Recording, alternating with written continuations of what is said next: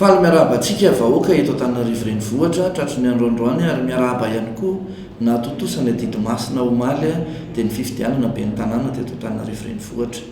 Misaotra an'Andriamanitra lehibe tsika nahafahana nanatotosany ny fifidianana iny ary misaotra aminazy ihany koa satria raha tamin'ny vokatra azo tamin'ny Seoni tamin'ny 12 teo dia mitarika tamin'ny isa 720 isanjato isaorantsika lehibe an'Andriamanitra zany ary kintsika amin'Andriamanitra no avy rehetra.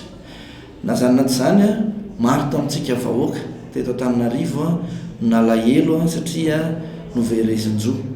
Nisy tamintsika manana kara-pifidianana, manana kara-panondro ary mifidy tamin'ny fifidianana député teo nefany dia tsy afaka mifidy intsony tamin'ity be ny tanàna ity satria tsy tao anaty lisam-pifidianana. Maro ihany koa nahita zavatra maro samihafa teny amin'ny birao-pifidianana teny izay niteraka alahelo sy nilaza hoe tsy rariny izao zavatra misy izao dia manoloana an'izay rehetrarehetra izay dia manao antsoava eto ho antsika rehetrarehetra izay voakasika ny zavatra nilazaiko rehetra teo ho tonga aty amin'ny QG Bel-Air any amin'ny rihana faha-efatra. Misy olona vonona handray ny fitarainantsika sy izay rehetra etaetantsika nanoloana ny lesoka nakasika ny fifidianana teo.